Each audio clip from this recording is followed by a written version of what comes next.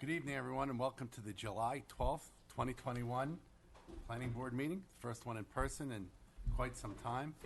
Very happy to see everybody back. If we could, please first stand for the pledge. Pledge allegiance To the flag of the United States of America and to the republic for which it stands, one nation, under God, indivisible, with liberty and justice for all. Thank you very much. Tom wants me to make sure I announce that our next meeting is August 9th. There's one in July and one in August. We don't have the regular two meetings. I'm going to start with correspondence. We did do two very late-breaking emails today. Later. Anybody have any issues with the correspondence or want to ask about any other questions or issues? Yes, I have no question on the correspondence, but I do have a question for our attorney on the Hansman subdivision. I was wondering if we could get an idea where we are with the road access issue, if we made any progress or if the applicant has done anything. Well, yes, the applicant wrote back a 26-page letter taking issue with a lot of my conclusions. I will be responding to that. I will try to restrain myself so the board doesn't get a 40-page letter. But I think I'm not convinced that they have access over a privately owned strip of land, either by virtue of the town code or by virtue of the common law. Okay, there's nothing else that we need to do at the moment then? Not until I respond. Thank you. Anybody else? Okay, next we have the planning board meeting minutes of June 28th, 2021. I was not here, so I cannot comment. Anybody have any issues? No, I reviewed them. I moved the minutes. Second. All's in favor? Aye. Outstanding. Thank you very much. The minutes passed. Okay, we're going to move into the regular portion of the meeting. First on the agenda is the Taco Bell in Crompound. This is a request for a one-year time extension. Location is 3605 Crompound Road. How are you? Hello. Good to see you. Good evening, Mr. Chairman, members of the board. For the record, Paul Dumont with JMC, here on behalf of the applicant, Kai Carmel LLC. I hope everybody is doing well. It's good to see everybody in person. A little bit weird after after a year of the Zoom meeting. So, before you tonight, requesting our first extension of site plan approval for the project. Since we received site plan approval last August, we've been working with the applicant to advance things toward construction. We did receive our outside agency approvals, the DOT approval and the DEP approval that were required, and the applicant has been working with their architect in our office to work on construction documents and advance the building permit package. So really why we're requesting the extension is that it's been taking longer than anticipated to obtain financing for the project and close on the property. In speaking with the applicant last week, that's all in motion and should be happening in the coming weeks. But we just wanted to give ourselves a little bit of a buffer to make our building permit submission and coordinate with the engineering department as the approval expired on August 5th, I think. So if anybody has any questions, happy to answer. Any questions? No. Jim? No objection. No. Where's Dan? I saw him here before he leaves. Oh, is he? He stepped back out. He snuck out? All right, if there's no objections, do we have a motion to request the first one-year time extension for the Taco Bell compound? Motion. Second. All's in favor? Aye. Motion carries. Thank you, everybody. Nice to see you. Yep, take care. Okay. Next, we have Atlantic Appliance. This is a request for a one-year time extension. Locations 2010 Maple Hill Street. I think we're looking for Joe Rena. He's here. My God, Joe, it's been so long. Yeah. Nice to see everyone. Nice to be somewhat normal here. Good evening, Joseph Rena, the Principal of Site Design Consultants. We're looking for a reapproval for 1-year reapproval for Atlantic Appliance. We're in very good shape with that. We just received DEP approval. We have a set of, we hope, final drawings into the planning department for review for final signature, and I think we'll be on our way to getting a building permit. Anything changed during their review? No, basically the plan that, I mean, this, the storm, some of the stormwater practices have changed, but the site plan has not changed. You know, so the overall site plan is the same. We've just had to make some modifications to the stormwater practices. Excellent. Any questions from the board? None. Jim? Only one comment. This is not technically a reapproval, it's an extension. Extension, Of okay. a previous approval. Thank you. John? No issues other than just that we stay on top of what those changes are, since it will be part of this board's approved SWIP, that's all. Right. Which I'm sure Okay. we will get it when it's ready. Yep. All right. If there's no objections, do I have a motion for the request for 1-year time extension for Atlantic Appliance? Motion. Second. All those in favor? Aye. Motion carries. Okay, next we have the Colangelo Major Subdivision, AKA Featherbed Properties. This is a request for a first 90-day time extension. Location is 1805 Jacob Road. Good evening again. Joseph Rena, the Principal of Site Design Consultants. We have been, since the last time we spoke, we have been working on the proper language for the plat, specifically the property that's going to be in reservation for the Westchester Land Trust. So we're at the point where that's been agreed upon between the two entities, and we have a plat into the planning department to review a final plat. Once the planning department says we're okay, we can move on to the health department and finish that approval. Questions from the board? None. Jim? Objection. No, just a note that once the language is finalized, if we could get a copy for the board's review. Okay, if there's no other questions or objections, do I have a motion to request the first 90-day time extension for the Colangelo Major Subdivision? Motion. Second. All those in favor? Aye. Motion carries. Thank you very much. We gotta go around the Thanks, Joe. room. Okay, next we had withdrawn by the applicant. That was going to be 650 Pines Bridge Road. So we'll move on to the Kitchewan Farm Solar Farm. Say that quick twice.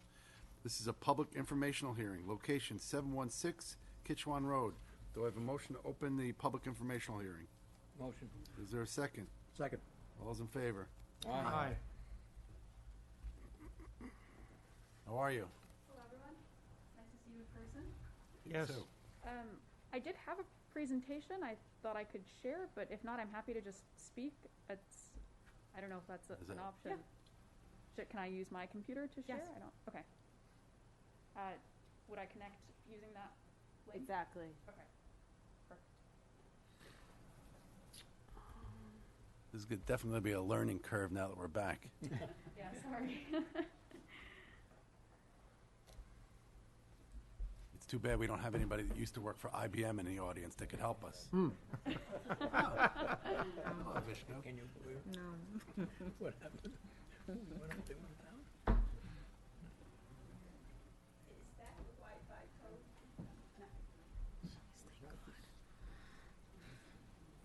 It's up there on Yeah, the I see thing. it. It's like you have to click on it.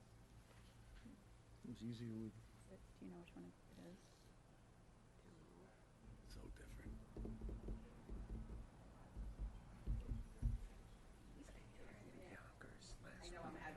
And they couldn't get the Wi-Fi. Yeah, they couldn't get it to work. Because now that Sure. the packet's online, I think that's That's helpful. why paper has failed. Yeah, one is a letter to the planning board from the Conservation Board This is my next that it public dated hearing. July 8th on Envirogreen Associates, I don't know. 1851 East Main Street. And the other is a letter from the Lawrence Klein, professional engineer, and the tree group, or tree committee, about Yorktown Rehabilitation and Nursing Center for the solar. Let's see. Oh, probably, yeah, they probably added it. Robin's on it.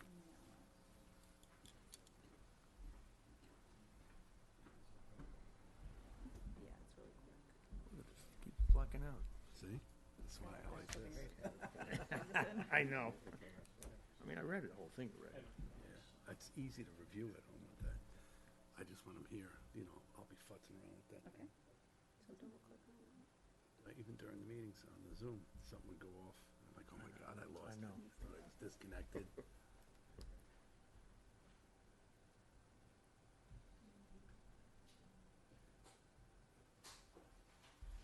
Hold on, let me, can check it. I got 5.84 inches of rain last week.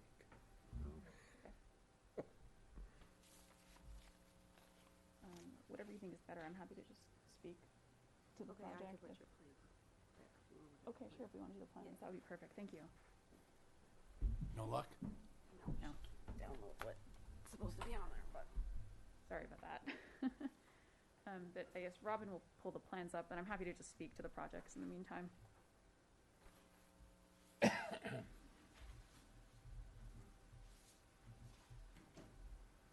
So I believe we have the Kitchewan Farm Solar Farm first? That's the that first one, correct? yep. Okay. So yeah, for the record, Julia Maglioso, I'm the Director of Operations at Ecogy.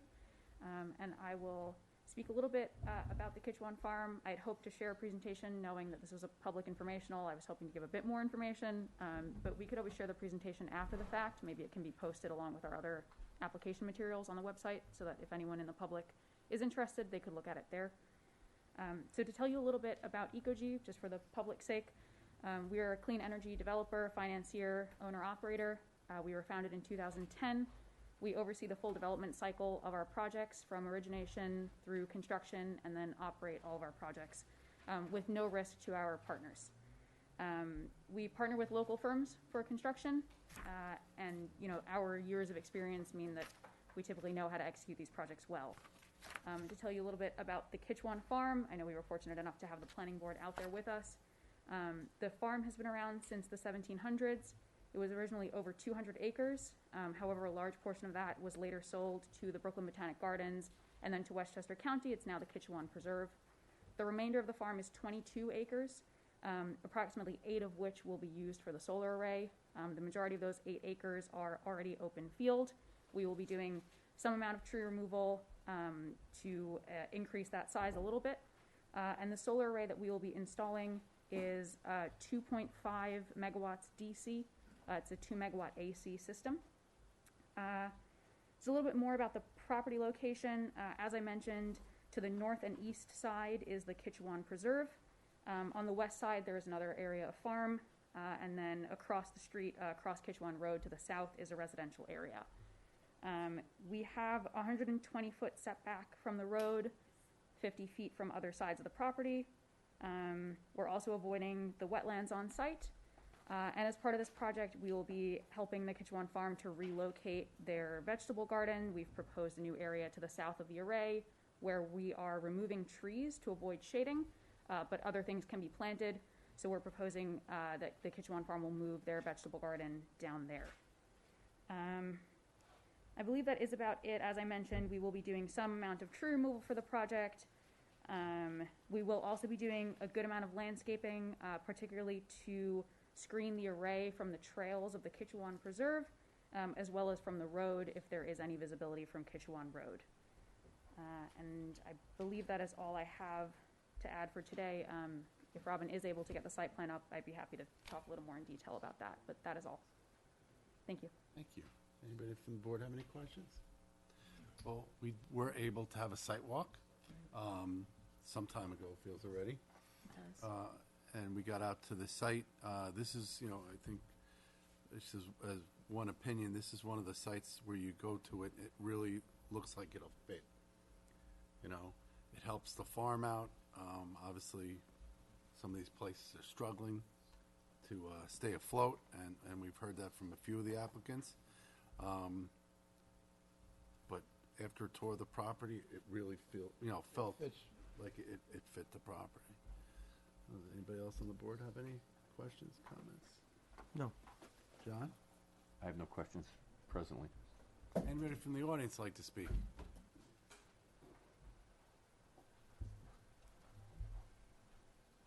Good evening, Susan Siegel. It's great Hi, to Susan. great to be here with you all. Just two quickie items. One, has a tree mitigation plan been developed? I don't remember how many trees are going to be cut, but that's important. And I think in general, and this applies to other applications, since we've had several applications before you dealing with a major amount of trees removal, I think it behooves the board working with the town board and the tree commission and conservation board to look at a more comprehensive way of dealing with mitigation, and especially invasive removal, which sounds so good, but it's sort of loosey-goosey, all right? Also, the town has recently hired two firms as environmental consultants, and I think given the amount of trees taken down and the potential impact on wildlife, it might be a good idea if the board required the applicant to engage the services of the environmental consultant, which, according to town code, the applicant would have to pay for. I think since we finally, after many, many years, have an environmentalist on call. That's it. Thank you. And it's a good point. Thank you, Susan. We should mention that the town board, I think a great move, hired a traffic consultant, two traffic consultants, and two environmental consultants to help the town, I think, as a whole, for any questions or applications they might have that you might need some real expertise on. And I also want to mention that Dan Ciarcia, the acting town engineer, has been with us on these site walks. It's been a tremendous help. But now we have professionals, and the town board has got professionals that you could seek guidance on as you move forward. And I think it is important in some of these applications because, Yorktown looks like we're becoming the solar capital of the state here. We've got a lot of applications on it, and some of the applications are a lot more intense than others. I think this one is a little bit less intense. It was kind of open fields. So I'm sorry, though. Anybody else from the public? Please. How are you? Ed Colleen, Shrub Oak. I just have a brief comment. I agree with how you doing, Aaron? Good to see you again. And Susan. We have to be careful with the solar panel development, which you seem to be getting a lot in the town, particularly from an aesthetic point of view, that we don't damage the value of our community. Kitchewan Road is an absolutely beautiful road. Anybody could see that. So I think the screening, this is a low ground one, so this helps to some degree that it's down. So you can put screening to try to not see it so much and hurt the value of the community. But if you put something like that, this in another community or in different areas, you definitely devalue the property around you. And I think that is unfair to the residents and to the community. Thank you very much. Thank you. Thank you. And I think we agree with you, and we've been very sensitive to that. In respect to this application, the owners were on site. I think they were really meticulous in the way they wanted things to be, because obviously it's been in the family for, God, my Lord, longer than they care to mention. But, dating back, we heard such history about a helicopter crash on our site, the 1700s, some of the, it was quite a visit. I really enjoyed it.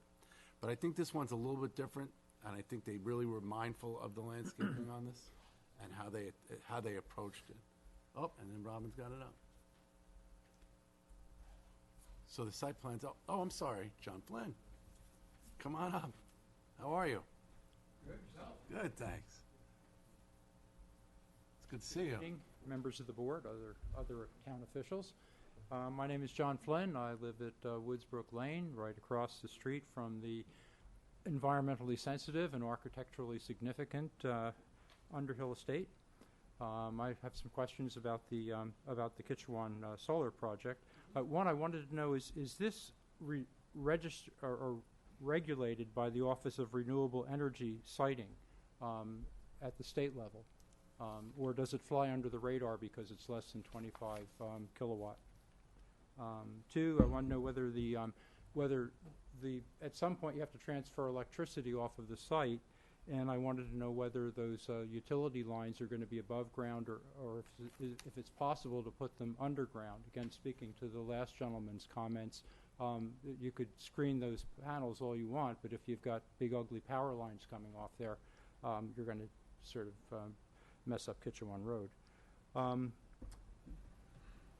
Are there any service roads to the panels, and are they going to be made out of impervious surface or pervious surface? Are there going to be anti-reflective coatings on the panels? Will the vegetation that's going to be replacing the trees, will that be attractive to pollinators? Since it's a vegetable garden, I assume there's a possibility, but I just wanted to know that. And finally, I come from Jersey, and where we had the great wisdom to take some prime farmland and build Amazon warehouses all over it. Places that used to supply all the produce to New York City now are gone. And there's the possibility of doing that in New York State with all of the solar farms. So I'm wondering what kind of soils are on this site that are going to be covered up by the solar panels, and whether they'd be damaged by the 25-year lifespan of the solar panels and myself, to mention that. But anyway, so those are the questions that I have. And I have the same questions just to save time, for agenda item number 8. Would have the same questions for that as well. Okay. Thank you. Good Thanks, seeing John. all. You too. Good questions. Please. Good evening. How are you? Jamie Splain of Hogan and Rossi. We represent Centerline Stables, who is the neighboring property owner. And at this point in time, we're just trying to get more information on the project. So I'm happy to hear there is a presentation, and I'm glad to be here and see the information that has been given. And I would just ask if there's any changes to the plans going forward, if we could get a copy of them. And I have my card, and I will give it to the petitioners. Great. Thank you. Thank you. Absolutely. Yep, that's why we're here.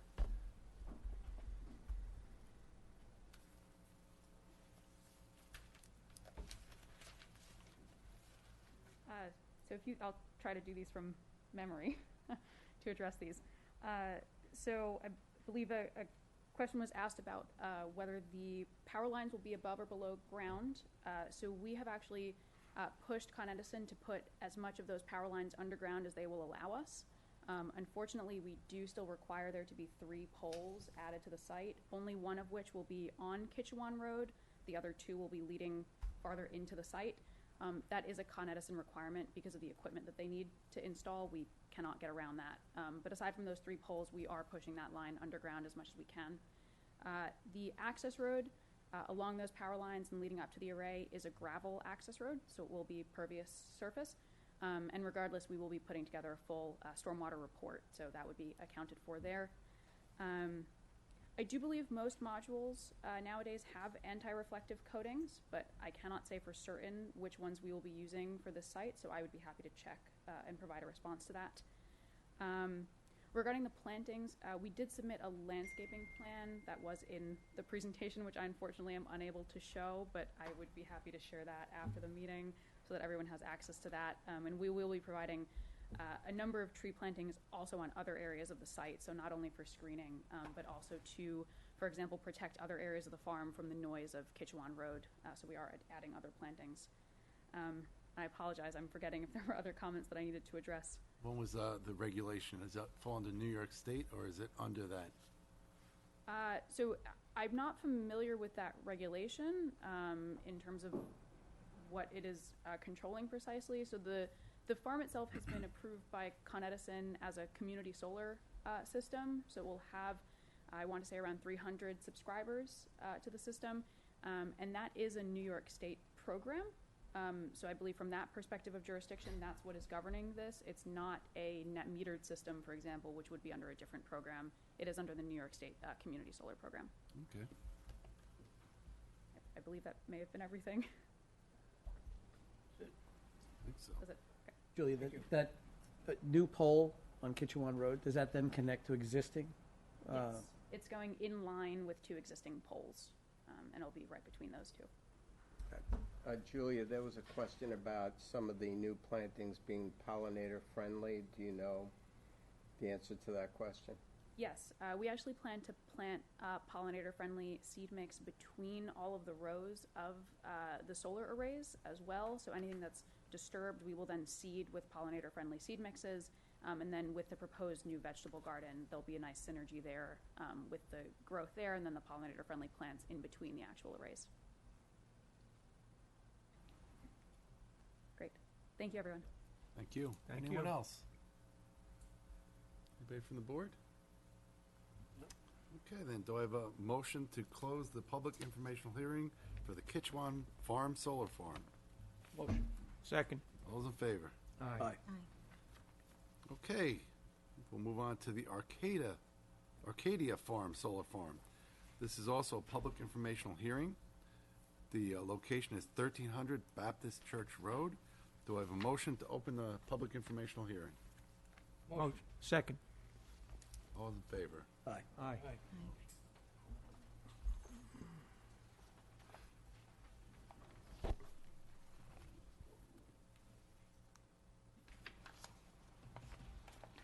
I'm here in front of you again.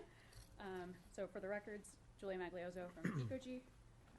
Michael from Cardinal.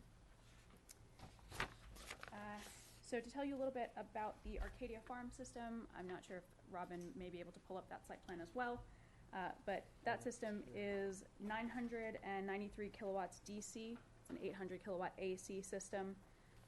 The array area is taking up about 6 acres, including all the fenced-in area and any areas of tree removal within a 30-acre farm. So to tell you a little bit about Arcadia, the farm has been around as a horse farm since 1987. It's owned by Patricia Peckham and Molly Flaherty. They've been great partners to us. We've already installed solar modules on the roof of one of their riding arenas quite successfully. That project started operating earlier this year. So this is the second project that we are completing with the Arcadia Farm. We were fortunate to have the planning board do a site visit there as well, so I'm sure you all are familiar with the site. But to tell you a little bit and to tell the public a little bit about the property, to the south of this property, there is a private residence. The home is a good ways away from the location of the array, but did want to make that known. To the west of the property is more of the Arcadia Horse Farm, so it's owned by the same property owner. To the north, there is property owned by the County of Westchester, and to the east, the property is owned by the City of New York. That's all forested area. There's no homes in that area. In terms of the site plan, similar to the previous project that we were just talking about, we will be doing similar things, such as a native meadow seed mix in between the arrays. I neglected to mention this for the previous project, but same case, we will be installing a permeable wildlife-friendly fence so that smaller animals, squirrels, rabbits are still able to get through those areas. They won't be blocked off from using any of that space. And one note for this project in particular, you may be able to make it out on that site plan there. There are wood paddocks that will be removed along with some trees. And the wood from those paddocks will be reused in other areas of the farm to build other riding arenas or other areas for the horses to graze. So we will be reusing that wood in other areas. And similar thing, we will be removing some trees to install the array. You can see there on the site plan, there are some that are beneath the array area. Those will need to be removed, as well as a few along the edges to avoid shading.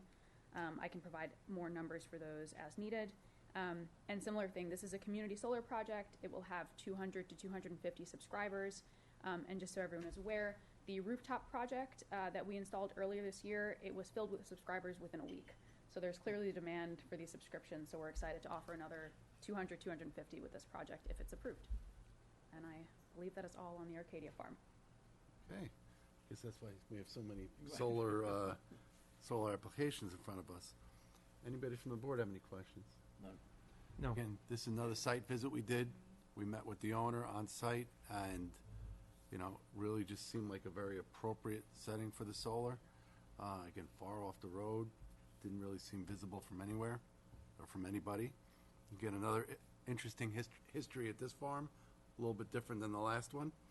But we're here for the public. Anybody have any questions? I know John Flynn wanted the same questions posed to this, which I think you answered most of them, but we will follow up. Susan? Wasn't as smart as John to say I repeat my comments, but for the record, okay, again, the tree mitigation Yep. and also the wildlife, because just like the Kitchewan one, this property abuts other forested areas, so I think there logically could be a wildlife, impact to their habitat.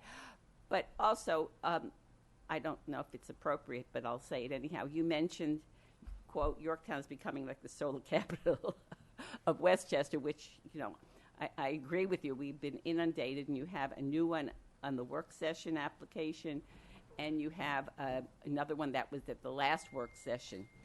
Do you think that perhaps the planning board might think about whether you want to send some kind of memo to the town board about taking another look at the solar law, that maybe there should be some adjustments in where the solar panels, the arrays can be, because they seem to be popping up all over. Some appropriate sites like Old Pasture Land, Hemlock Farm, Kitchewan, this one, and others perhaps not so appropriate, all right, which are not the subject of tonight's hearing.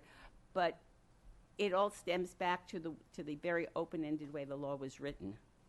And since you deal with these applications and the town board does not see them, you might want to think about whether this is a concern that you're recognizing at this point to bring to the town board's attention. I appreciate that input. Okay, thank you. Thank you, Susan. John, can I make a comment? By all means. I think one of the reasons we're seeing Yorktown as a popular location for these types of installations is the farms. They're ideal. Yeah. And I think the one thing is that it's a tremendous benefit, I think, for some of the landowners who struggle to maintain whatever type of business they might have had there. So I think it's great for that regard. I think this board's role is to look at things like the aesthetics and others and location. And that's exactly what we've been doing. And I think if you compare an application like this one or the previous one to the one, was it Shrub Oak Plaza? That's next. Night and day. Yeah. I don't know if you need a law to do that. I mean, that's why we're here. So I'm not sure exactly what that would result in. So Understood. And I got to say, being on these sidewalks, it's especially with the farms, to hear some of the struggles they're going through, and like Patty Peckham, when we were out there, said this could potentially save her farm.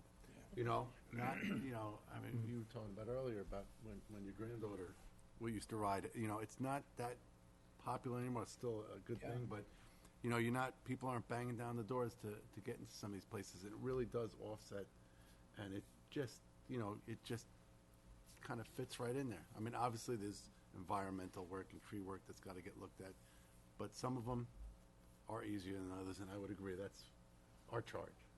But isn't this mandated by some of the state and federal laws? I mean, these guys that are proposing this, they get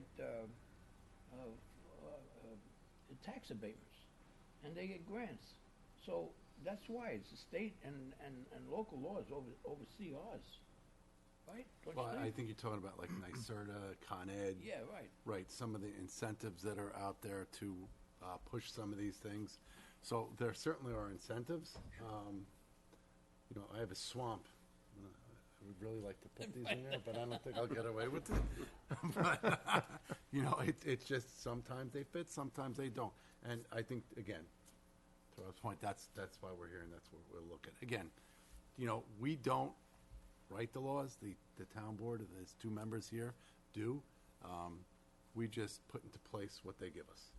And I know that's become a question on some of the other applications we've had where there was some similar questions. But anyway, anybody else from the audience have any questions about this application? Please. How are you? Good evening, Judy Reardon, Yorktown resident. I just have a couple of questions regarding this particular application, although some of them may be applicable to others as well. First of all, will the board be requiring a bond to cover the decommissioning if it's required? That's Yes. first. I know that it appears to be discretionary. I would hope that it does. Then I also, on this particular application, it may be applicable to others also, does the coverage set forth in the application include existing coverage on the site?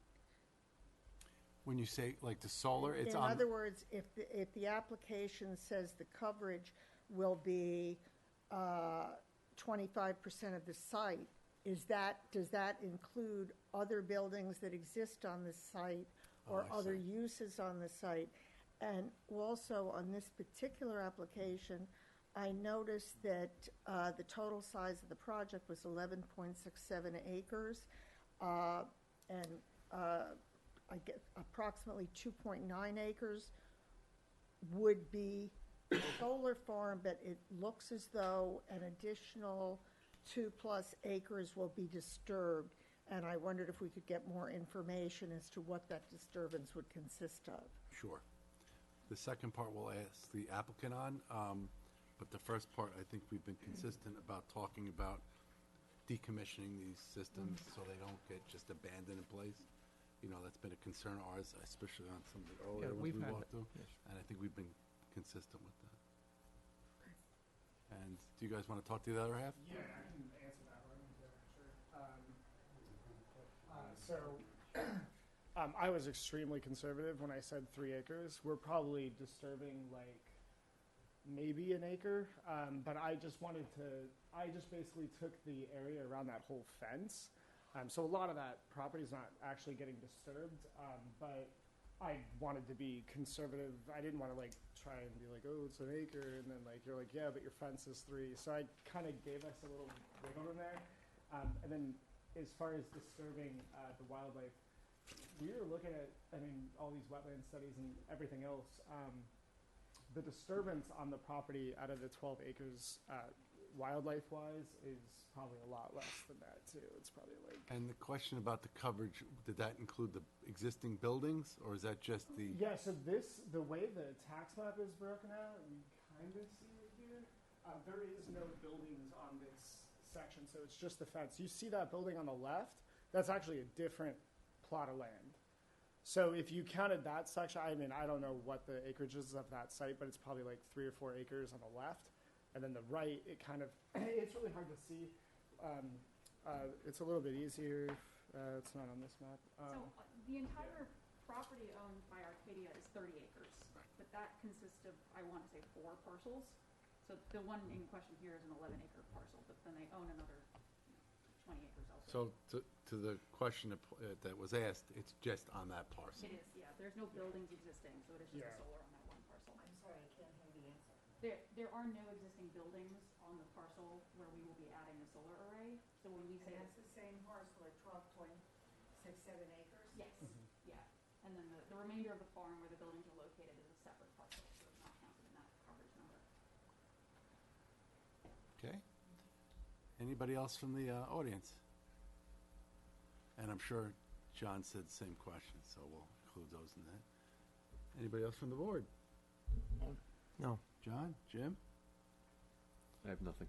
Thank you. Okay, if there's no other questions or comments, do I have a motion to close the public informational hearing for the Arcadia Farm Solar Farm? Motion. Second. All those in favor? Aye. Motion carries. There we go. All right. We gotta earn our money, right? We gotta earn our pay. And next on the agenda is the large-scale solar power generator system at Shrub Oak Plaza. This is also a public informational hearing, locations 1426 East Main Street and beautiful Shrub Oak. Do I have a motion to open the public informational hearing? Motion. Is there a second? All those in favor? Aye. Aye. A little different. That's right. So if I could ask Robin, I just sent you an updated site plan that we didn't have a chance to submit before this meeting, if you wouldn't mind. That one I would like to have up while I speak, because we did try to address all of the comments we received, so I'm hoping that we can come to a consensus with these new plans.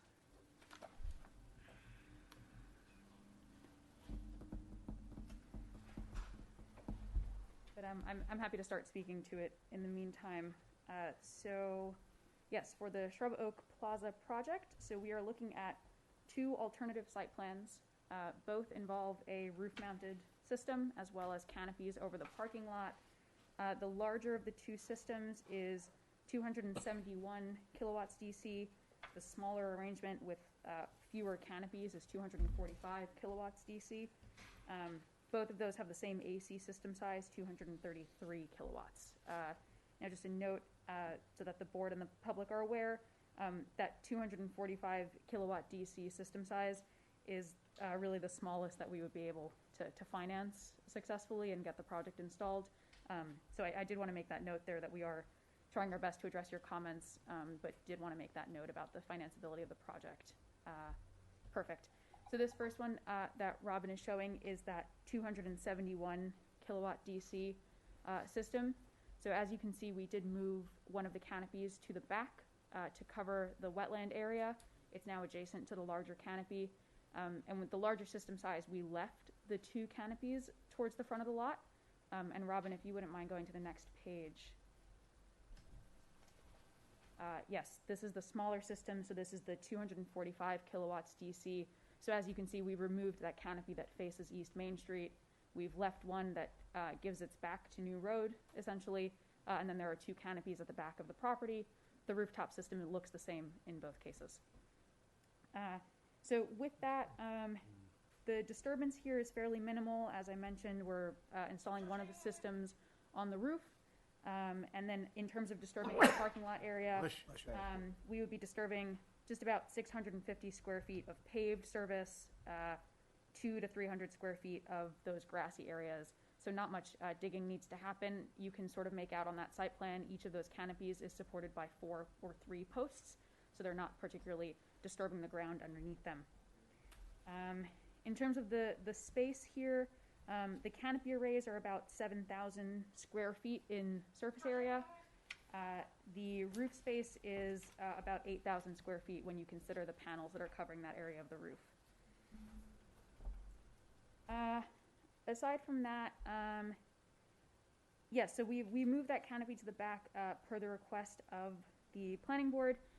And Robin, if you wouldn't mind going one more page down, I did want to point out we have elevation drawings that have been slightly updated. So these are the smaller canopies that would be on the west and one of the canopies in the back, which at the high end are 17 feet tall, and the clearance beneath those is 14 feet. That's standard for emergency vehicles. Really, the requirement is 13 feet 6 inches, so 14 feet is just to be safe there. And then, Robin, one more page down, please. This is the larger canopy towards the back of the property. This one, the high end, which would be overhanging that green area, is 20 feet tall. And that low end, again, has 14 feet of clearance, and that would be over the parking lot spaces. We did also add landscaping, which unfortunately I don't have to show at this moment. Again, I'll share it after the meeting. But in our landscaping plan, we are avoiding adding too much screening along East Main Street. So we've only added a couple of trees along East Main Street. Those trees that are there are staying in place, so the current visibility will remain the same. But we do propose to add a number of trees and shrubs along New Road, particularly behind that canopy that is marked 3 on the site plan, so that the visibility driving down New Road, it's sort of screened and obstructed from behind that canopy. Of the trees back there, I believe we would only be removing one, with this site plan. All of those trees are short enough and far enough away from the canopy that they can actually remain in place. So we wouldn't be doing any tree removal. We would need to do tree removal behind canopies 1 and 2. And along with that, we would be doing some invasive species removal in the wetland area beneath canopy 1. That was at request of the Conservation Board. So that is what we have in place for some mitigation and some improvements to the site. Same thing, this is a community solar system. This one will have 50 to 60 subscribers, depending on the subscription sizes, and depending on what size project we end up going forward with. So I hope that we can reach a consensus about these new site plans. We have tried to address all the comments, but I'm happy to talk to anything else if there's other comments from the board. Thank you. Thank you. And I have to tell you, that I think this is one of the applications that we really struggled with. From the beginning to now, it's a much different application. Some of the struggles were not screening too much as to block the tenants of the building, but still give, the new road a good view shed. And when we did conduct our site visit, it was apparent that you could basically look like jump on these solar panels from the side street, which is, problematic in a lot of respects. So I think we said devil's in the details. We'll look further into it. Obviously, we can't see everything tonight, but that's kind of where I stood on it. I don't know if any other members of the board want to speak to it. Well, I think it's a dramatic difference from what we first saw, and it seems to show much more sensitivity to the things we're concerned about in the neighborhood, and especially in Shrub Oak. So I thank you for continuing to work with us and coming up with this iteration, and I'll be very interested to hear some initial public comment on this tonight. Yep. Definitely. Anybody else from the board? All right, so we'll open up to the public. Anybody want to speak to this application? Please. How are you? So it's the first time I'm seeing the drawing. My name is Ed Colleen. I'm a 50-year resident of Shrub Oak. Served 10 years on the planning board, and I'm proud of that, very proud, and I understand what you ladies and gentlemen have to deal with. So I hope not to give you any agita. I've been called baby killers, so I know what it's like. Anyway, I'm looking at your post. I don't know. I tried. Really upset over it. Sorry, I'm not a tech person, but I can't shut it off. Anyway, It's off. I'm looking at your drawing there of 1788 and the town. Put in a I'm bucket gonna of water. shoot this guy. Here, let me try again. If you turn off the phone I'll try altogether, again. it'll work. Right again? Anyway, And then I'll throw it up against looking the at floor. this drawing there, 1788, we have houses that go back prior to that. In fact, I believe the library, the original house of the library, goes back before that. It's the entranceway to our community. And as Mr. Tegeter will tell you, it's in the master plan, Shrub Oak is pointed out as a historic district. I don't feel that this proposal anyway comes into that historic type of look of the community. I see the solar panels are facing towards the senior development as well as the street. And to the right, it's not shown on the map, but to the right, up in the right-hand corner, is the senior development, right there in Shrub Oak, Wynwood Oaks. you know? It's pretty obvious to it. But again, I just got a couple of phone calls from neighbors, and they're pretty upset about this development, and it's the first they've really heard of it. And I appreciate the comments from some of the members of the board who understand that this is maybe not the appropriate use of this property. We also have on that property, which people have been to the town for the last 15 years, a boarded up abandoned building that this applicant, I can safely tell you 200% has been offered to be rented a number of times and flat out turned them down. Instead, we have this boarded up, dilapidated building for the last, 15 years? So the applicant, in my view, does not have a good track record, and you have to look at that when you consider an application, I believe.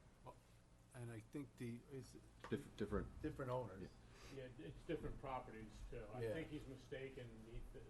This isn't This the is- Acme property. This isn't the Acme property? No, No. this is the Novecento restaurant, It's the which? the Novecento restaurant property, Next one up. where the bagel shop was. JB Bagel? JB Bagels, Hot Bagel 2. Oh, okay, I'm sorry. It's right next door, Ed. But New- again, new it's roads still- on top. Most of my comments are still appropriate for it, but it's not the one over here. No, that's on the other, I thought that was the Shrub Oak Shopping Center.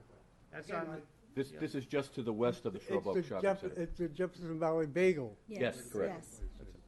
But again, that property is at the entrance to our community. yes. And it will reflect, you have the school across the street, you have the church. So I think it has to be dealt with in a sensitive way. And again, looking at it from a historic perspective. But I thank you for your time. Thank you very much. I'm sorry, I thought it was, in the paper, it didn't identify exactly where it was. No problem. Thank you. And I think La Scala was the one texting you. Just a guess. How are you, Susan? I'm getting my exercise tonight. All right. Let me just say that I support solar energy, despite my other comments. I do support it, and I think it's a great use, an important use where it's appropriate. This is just not an appropriate site. I have participated in your Zoom meetings where I have seen your struggles with this. All right, and I know you are trying to balance the concern for the quality of life, the aesthetics of Shrub Oak, which, as Ed Colleen said, is special in Yorktown. We don't have anything like Shrub Oak. And you're also concerned, frankly, about the economics for the owner of the shopping center, because that's what this is all about. It's the economics of the shopping center, which is, you can talk about preserving farmland, because preserving the farmland and allowing the solar farms on some of our farms are important to the quality of what Yorktown is. In this shopping center, I think it's different. And I think, as many of your board members have said, you just don't think this is appropriate. You've changed it, yes, but even on the new road side, I drove by that the other day. It just doesn't work. And one of your board members pointed out the last meeting that on the other side of New Road is a 5-acre parcel that's residentially zoned. So those people, eventually, probably, that site is going to get developed, all right? And they're going to look out on solar panels, on the carport. Again, it's just not within Shrub Oak. And then the other comment that disturbed me is when you said, take them away from New Road and put them in the back in the wetland, all right? I don't know with this new plan to what extent it's going to be in the wetland, the posts in the wetland. I empathize with your struggle. I'm just saying, when you have to balance, I think from a community point of view, preserving the aesthetics of Shrub Oak should be your primary concern. This is not a major solar installation that is going to make a big impact, on the available electricity for New York State. It's such a small project, and it's being done. And I understand, if I was the owner of a commercial property, yeah, I put it on my roof, put it in my parking lot, make a little extra money, fine, okay? And I can understand the motivation, but just the way you give concern for landscaping, you give concern for the architecture of buildings, You do all of even the nitty-gritty of putting the heating and air conditioning stuff on the roof. You look at all of those aspects, which I commend you for. This is the same issue, and this is not essential to the continued economic viability of the shopping center. So I urge you to really put the nature, the beauty, the historic nature of Shrub Oak as your primary concern, and just say, sorry guys, it just doesn't work. Go ahead with the roof. The roof is fine, but not those carports. Thank you. Thank you. Anybody else? Yeah, and I think on our end, obviously, we're very much concerned about responsible development, right? We want to make sure that it fits the area. I think we've always been very sensitive to that. So I thank you for your comments. Anybody else from the public want to speak to this application? Please, by all means. I did just want to address the comment about the wetlands, because I do recognize that concern. We had the same thought, actually, when the board made that suggestion. So if you look at the canopy that is labeled 1, the posts are actually the opposite, so they're closer to the parking lot, whereas the wetlands is farther back. So none of the posts or actual work will be within the wetlands area. The canopy may overhang over the wetlands a little bit, but none of the posts will be back there. So I just want to make that note that in designing it this way, we did specifically avoid any work within the wetlands, recognizing that that would be a different concern when moving the canopy back there. That would have come up. So we did do that intentionally. Yeah, and Susan, I might have been joking around when I said I wanted to put the solar in my wetland, behind my house. Thank you for clarifying with the poster. I don't know. I'm not a wetlands expert at all. But with the canopies, obviously in that proximity to the wetland, do they impact the wetland at all in terms of the shading and runoff and all of those other factors that go into a wetland? And I don't know. I'm just raising that question. It's more than just the posts. Yes, absolutely. That is something that we have considered. We actually considered that for the canopy that is labeled 2, since that is overhanging on the wetlands as well. We did look into the shading back there, and there is the concern that it would be adding shading to a small area of the wetlands. In terms of runoff, they should not have a very significant impact. Any rainfall that would have fallen on that area, some of it will now run off into the parking lot. Some of it will drip off the side of the canopies. So in terms of rainfall, it should not have too much of an impact. In terms of the shading, yes, it would shade some of that area back there, and we would work with a wetland specialist to identify exactly what that impact would be and do what we could to mitigate it. But yes, there is a note that it would shade back there. Thank you. Thank you. Any other questions from the public? Any other questions from the board?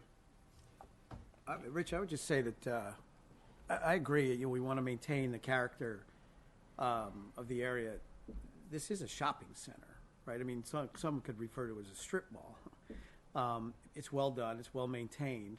And I think one of the things the applicant has done really well is to try and keep the street-facing side, particularly with what I'm hearing about the landscape. We haven't seen the landscaping plan. But I think they've done a commendable job in really moving to an area, to something that possibly could work. I agree that the aesthetics is really of most concern here, and I think some elevations and maybe a landscaping plan would be an appropriate thing to really dig into. Yeah, and I think that's what we're working towards with the conversations. Well, I don't see this as any kind of benefit to Shrub Oak.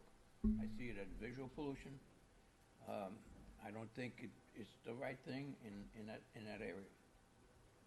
You do not need something like that, especially the pylons. Somebody comes out of Novecento after a couple of Jack Daniels. Bang, down comes the whole place. They hit buildings. Imagine what they could do with pylons. I mean, it just, I don't think it's the right thing for that. And as far as the guy goes, I don't see any impact to him. He's fully tenanted. So I mean, it's not that he has, he needs the income. I don't think. Everybody's tenanted. Nobody's out of there not paying rent. There's no vacant stores. Yeah, I think in respect to this applicant, I don't think we ever heard that. from him. Yep. I think the farms is where we heard Right. that. Yeah. Yeah. No, somebody said economic benefit to the, Well, I think they were saying that there is a benefit to help them. But I don't think we ever heard it from the applicant on this one. well, I still think it's the wrong thing in the wrong place. No, we understand. Anybody else? For that, the solar farms are perfect. Yep. No, I agree with Willie, and I agree that I've said it before, that this particular location, Shrub Oak, is not the location for this.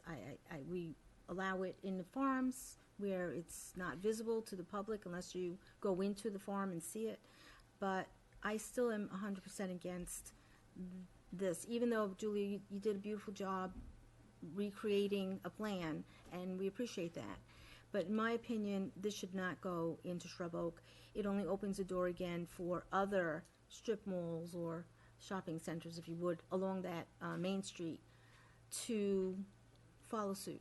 And I just don't see Shrub Oak being that type of community. That's all I have to say. Thank you. Anyone else? No.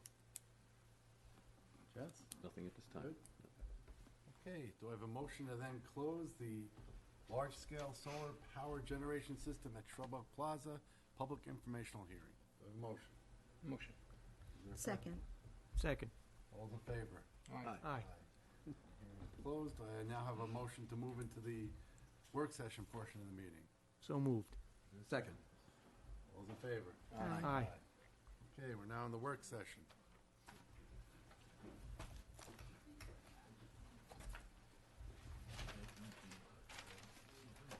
Oh, very good.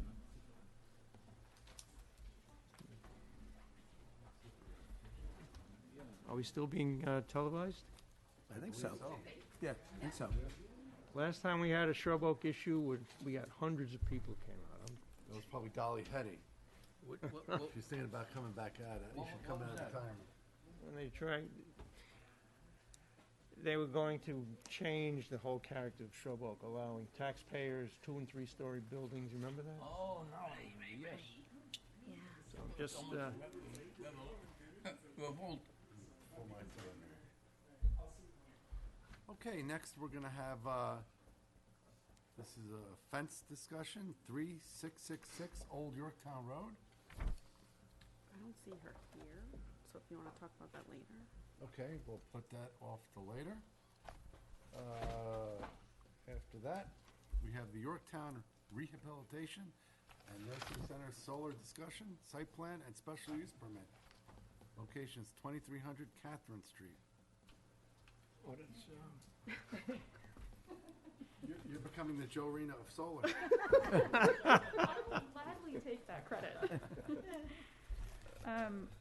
Robin, could I bother you again? Do you have the site plans? Yeah, Thank you. a lot of pages. All right, yes, so for the Yorktown Nursing and Rehabilitation Center, we are proposing 2 systems. I did want to make the note, I believe these ended up on the agenda together, but these are 2 separate systems. They are interconnected to the utility grid separately. If one were to be approved and the other were not, we would move forward with just one of the 2. So I did want to make that note. So it is a 698 kilowatt canopy system paired with a 548 kilowatt hour tier 1 battery. That is one of the systems. And the second system is a 284 kilowatt ground mounted system. So just to make a note that those are separate. So a little bit about the property. Maybe familiar with the rehabilitation center. Thank you, Robin. So that is the canopy system that Robin has pulled up there. For reference on that plan, Catherine Street is on the left side of that plan. I don't think it's labeled.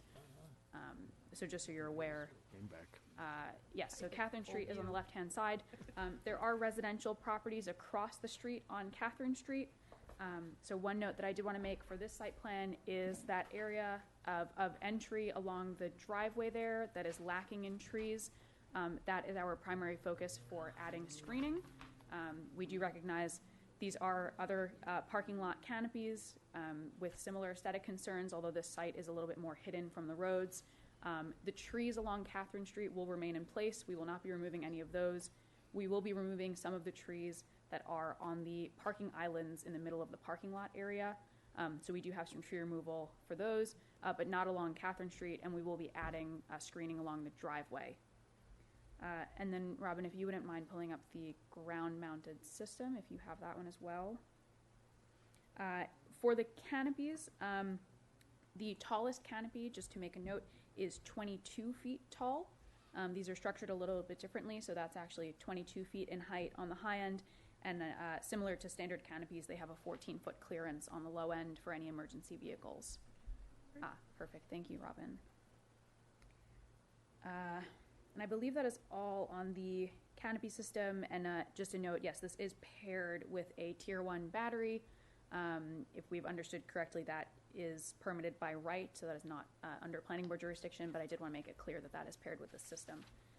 So that is the canopy system. And then for the ground-mounted system, as I mentioned, it's 284 kilowatts DC. It is located behind the building on the property. We would be removing some trees to the east and south for similar reasons to avoid shading. There are no trees within that canopy area, so we would be installing the entire canopy in the open field and removing just the minimum number of trees necessary to avoid too much shading. We are adhering to the 60-foot setbacks, given that this is a residential zone. I did want to point out on the top of the site plan there, you can see the fence line is within the 60-foot setback. The array itself is not. We could move the whole thing down a little bit just to avoid that small corner, but that line up there is the 60-foot setback line. Yes, did want to note the elevation for a typical ground mount. The height on the high end of the panels there is 7.5 feet. So that's what the clearance will look like on that side. And I believe that is all. Yes, one final note. We did actually start our discussion with this property looking at the roof of the building, but a structural analysis revealed that the roof cannot support the weight of solar panels. So we looked into alternative options, which is how we ended up with the canopy and the ground-mounted systems. And, yes, that is all about this site. Thank you. John, is that other project you're done? Which other project? The whole expansion and... Yeah, I don't believe that it's done, but it has no momentum right now. The property owner has re-engaged a broker to solicit proposals for the property. Excuse me, would it be possible for your company to give us a computer-generated picture of what this thing would look like? Sometimes they come to us with new fences and stuff, which are all computer generated. It looks great. This way we get an idea, you know, a scale. Absolutely. I did actually have those in my presentation, which unfortunately I can't show, but I will send it to you right after this. Even on the other projects, when you come for public hearing, Absolutely. the Yeah. public would appreciate it. I'm sure, right, to give a You sense. say it goes 7 feet, you don't know. Right. Absolutely. We'll Thank be you. sure to include those. Thank you. And we did also get a letter from the tree board. They reviewed the tree or the TCAC received and reviewed the tree inventory and evaluation results in connection with the Yorktown Rehabilitation and Nursing Center, and I have the following comments. One of the stated goals of the study is that a list of tree species suitable and recommended for mitigation plantings will be complied. No such list was submitted. I know this is probably early on, and you could have this. And the proposal indicates 120 trees will be removed, and an inventory was provided. However, only 55 trees located in Area A and Area B are identified on the aerial map on page 5. We need all 120 trees identified. And it just basically says in conclusion they need more information. Sure. You could have, Ryan. Thank you. Want that? We'll share address these. Thanks. All right, any questions, concerns at this time? I think we're looking for, obviously, Public hearing. we got the technical difficulties today with everything going on, so Yeah. we'll get there. But we'll take a look. I think we'll take a drive-by on this one, see what's going on there. Again, this is a different type of application. You got the ones in back, which really isn't going to be seen by anybody I'm remembering going on walks there when they were doing the bigger project. And yeah, we should see what's going on when we look at the parking lot. Is Area B going to be seen by the residents in the building that have the back windows? Because I have had people there and they're recovering and been, you know, it's beautiful scenery, just all green, and now they'll look out. Solar. Yeah, now they'll look out there and see a solar array. I'm not sure how I feel so much about the front yet. I'm still thinking about it. But the back, I'm pretty sure that I wouldn't want my grandparent or parent to be, you know, recovering and looking at that when it's a really nice environment back there for them. Yeah, unfortunately, I wish I could have shared the presentation. I will share these after these. We do have a project at Longwood Gardens, which is a botanical garden. And it was one of our first ground-mounted projects, and we actually think it is quite a beautiful project, so I'd be happy to share those. I did include those because the look of that ground mount will be similar to the project we did for Longwood, so I'll share those. You know, I think they're a pleasure to look at, but I know not everyone shares that view, so. We all like different things. Anything else from the board?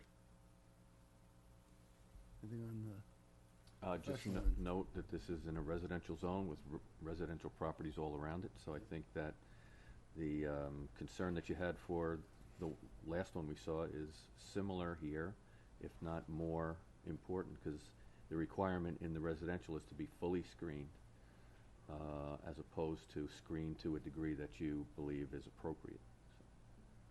So I think that will have to be looked at with some high scrutiny. Understood. Thank you, John. Jim? Nothing else. Okay.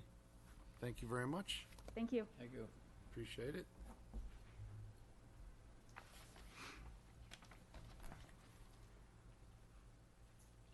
What happened to our fence?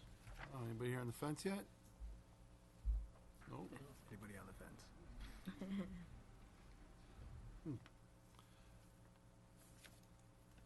Okay, next on the agenda, we have the Northern Westchester Executive Park.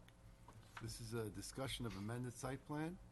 Locations 2651 Strang Boulevard. How are you? How are you?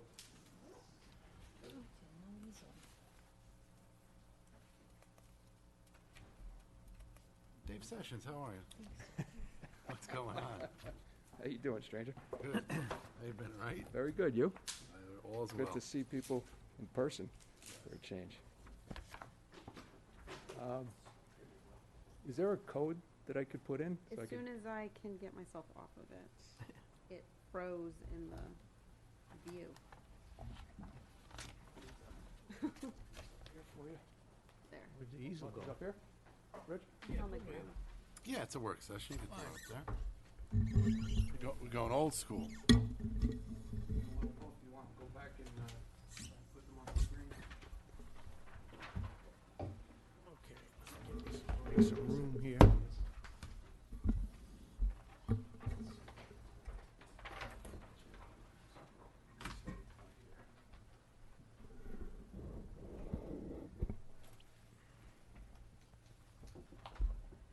That's John and the crew. They're all good? Good. Glad to hear that. Send my regards. I will. Here we go.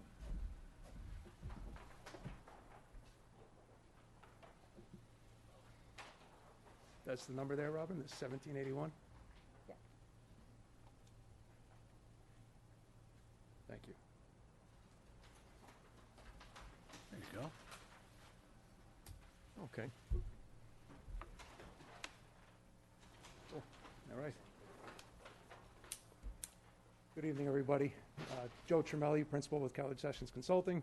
And as you said, we're here tonight for 2649, 2651 Strang Boulevard, the Northern Westchester Executive Park. I'm sure you're all very familiar with the property. Two large office spaces on the site, exist on the site. It's about 18.5 acres in size. It's in the OB district. They have a desire, they're currently retrofitting the interior of the building, fitting it out for prospective tenants. they're having issues renting the lower space on the northern building, the rear of the building. We'll show you in a minute.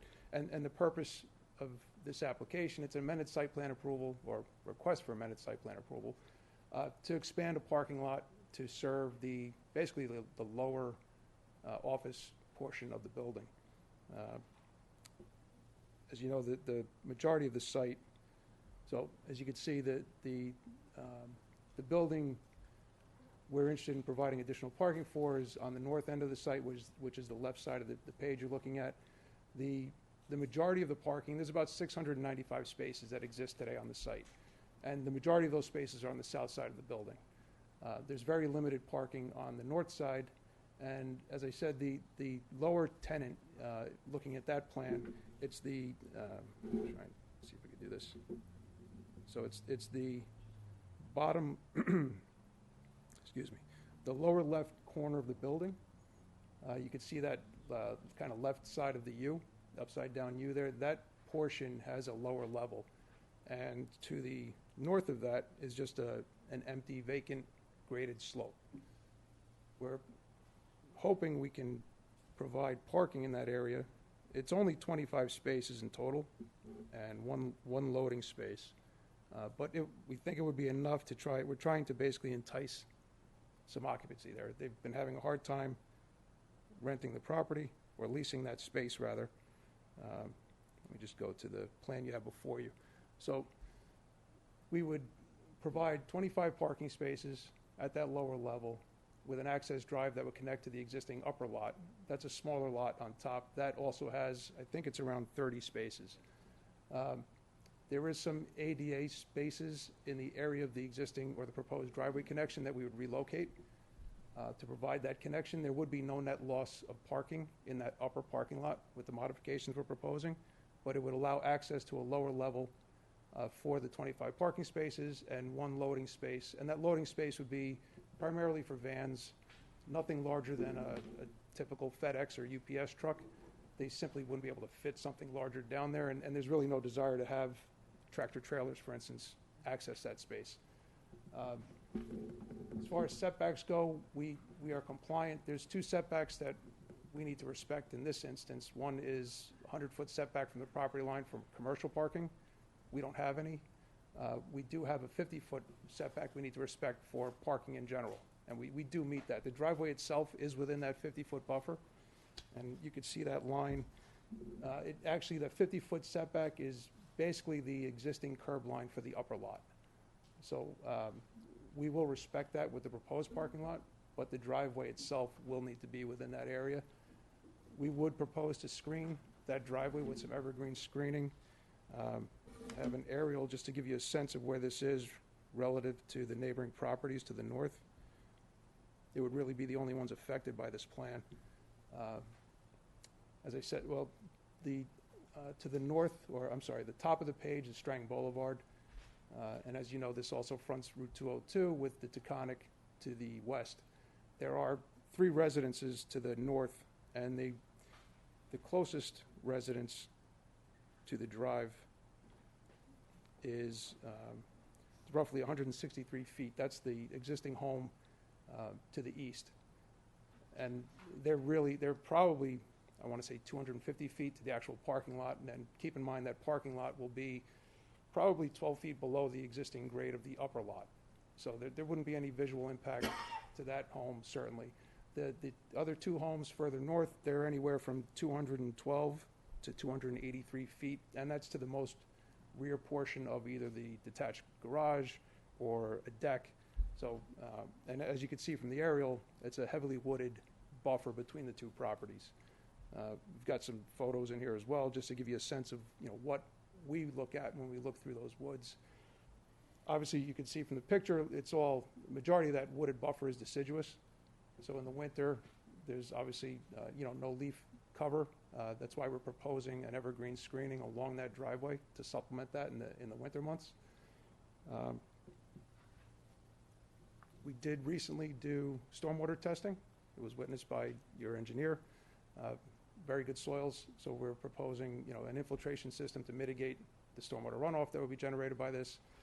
We are under an acre of disturbance We're not in a DEP Main Street designated area, so this would require compliance with your town code for stormwater, as well as filing a notice of intent with the state for erosion and sediment control SWIP.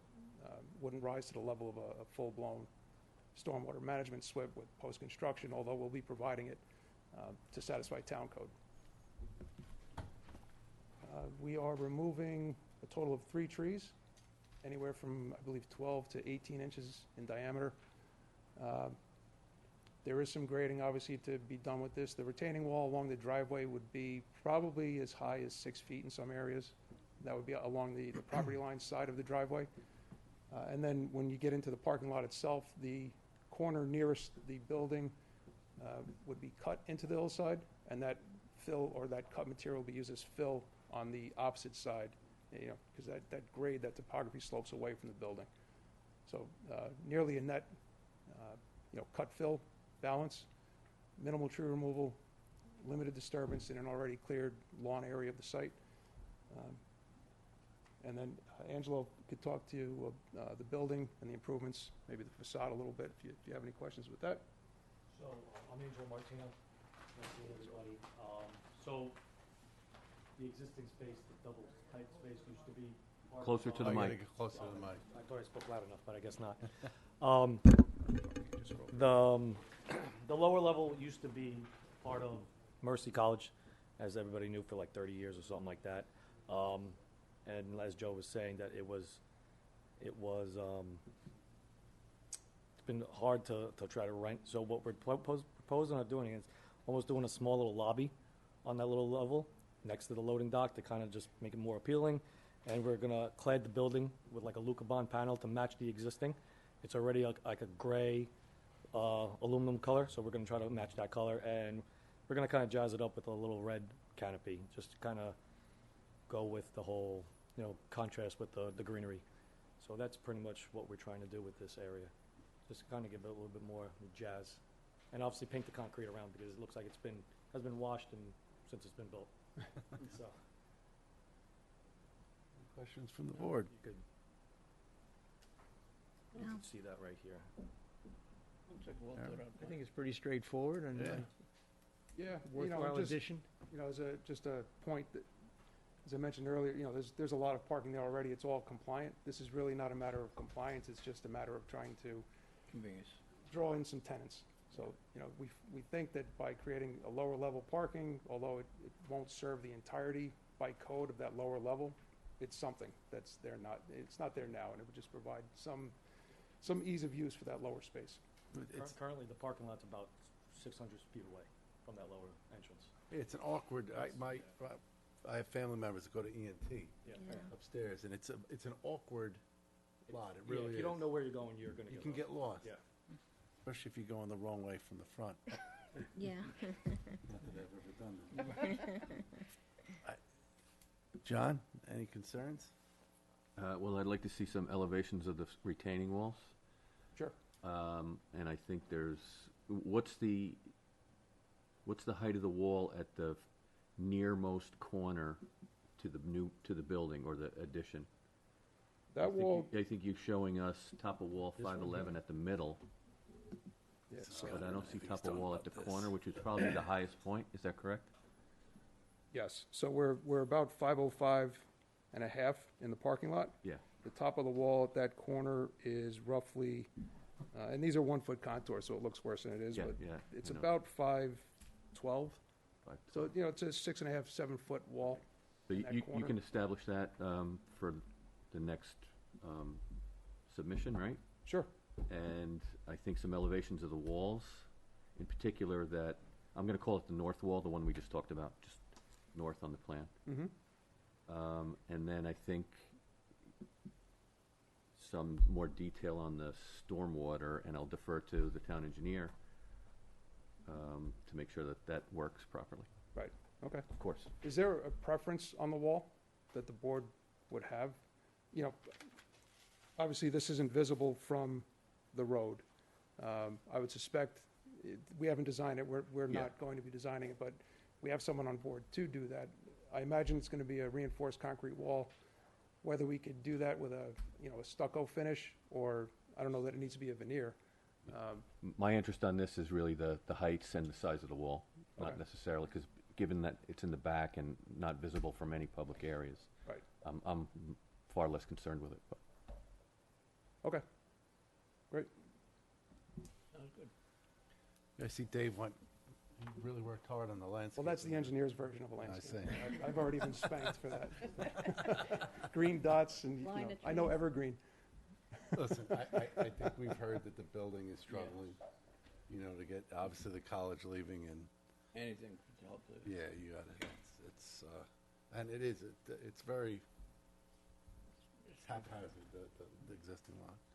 I guess the only guys that would park there would be the executives and the tenant, the tenants, like say, the boss or whatever he is. It could be staff parking Yeah, or you know, something to because make we it don't more know who's appealing going to to a tenant. occupy the Yeah, space. makes it easy. I mean, to as get in- opposed to the to get out of customers the car. parking. Yeah, well, this, I mean, Yeah. it's so, yeah. Yeah, We may have a tenant who needs more storage space than office per se for personnel, and maybe everybody could park there, but you know, Right. until we Well, I tell Until we you, rent it, we won't know, but at least this will give them an option. sounds good to me. Devil's in the details. So I would say work with Dan, who's back there, and you were already out there once, and John, and just get them together and see if you could you could work these out. Okay. The details, all right? Sure. Would we be bringing that back to another work session, or typically, yeah. too premature? Well, I mean, you can set up a PIH. That's fine. Yeah, why don't we do that? Okay, Save your trip. great, All right? excellent. Killed two birds with one stone. Right, so. Oh, there he is.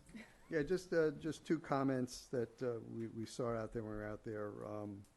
One of them, I don't know if it matters, but the turnaround for the trucks, the wall would get higher, but there's a possibility to save that tree potentially. There's like one tree in the whole space there.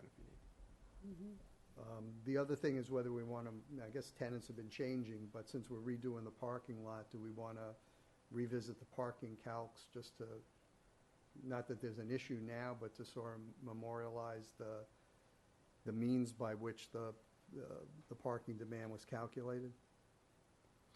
I mean, what percent of the building is vacant right now? About 50%. Oh, it is that vacant? 50%? Wow. Too bad. So I don't know if that's worth memorializing. Actually, it's more. I think Yeah, we typically will look at the Okay. parking, but All we right, can, so just next go around, maybe just kind of touch on that and the uses. I mean, this downstairs looks like it 50% that'd be- potentially is not as much office as it could be potentially some type of It- shipping, receiving Yeah, kind of yeah, operation. It could possibly, but I think the intention was just to still business. But I guess it also depends on who we find. All right, thank you. Thank you. Thanks. Joe, what's the monitoring well for? I don't know the details of it. I have asked, I'm waiting for an answer, honestly. Okay. I'll have that for the PIH. Okay. Um, If I- it's you don't anything know, we have do to you? worry Answer about. the question. The monitoring wall in the rear of the property. Okay. All right, so. We'll have that information. for All you. right, so get together with John and Dan, work out the details, and work with Robin to get on, I guess, August? Yeah. So our next meeting's in August. We've one this month, one next month, Okay, and we'll go from there. perfect. All right? Good to see you. Thank you very much. Nice care, everybody. project. Have a good Thank night. you. thank you.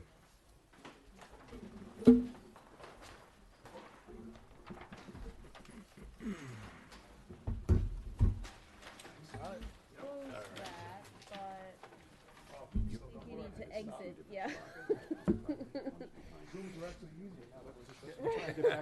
You can just close and I walk don't see away. a problem with this. Just help them out. Why not? As long as they work out the technical ends of it.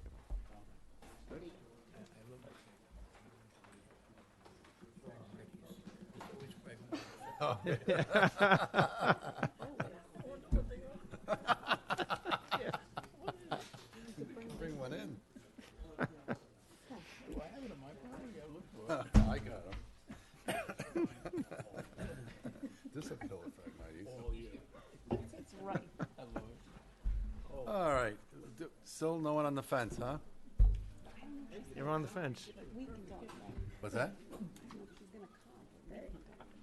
So we'll talk about it. double whammy. Okay.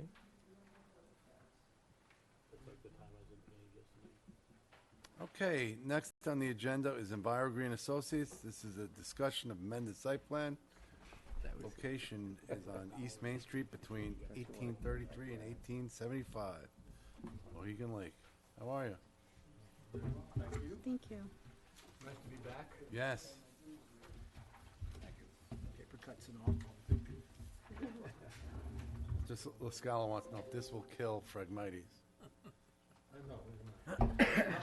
Almost nothing will kill Phragmites.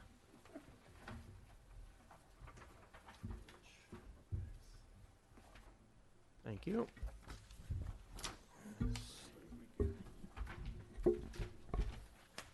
And just for the record, we did get a memo from the Conservation Board. The number two? Conservation Board at its July 7th, 2021 meeting discussed the EnviroGreen Associates located at 1851 East Main Street with Joe Rena of Site Designs and Steve Marino of Tim Miller Associates. The board reviewed the plan to remove the invasive species and plant native species to enhance the function and viability of the existing pond. As pervious pavers will be used for the proposed additional parking abutting the wetland to the east side of the property. The Conservation Board is in favor of this plan moving forward.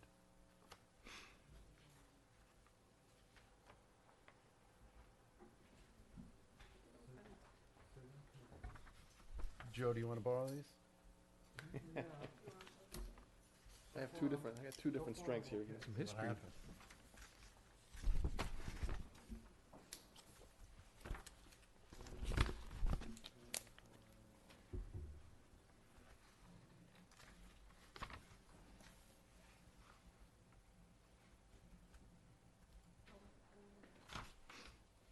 I guess we didn't get the rain.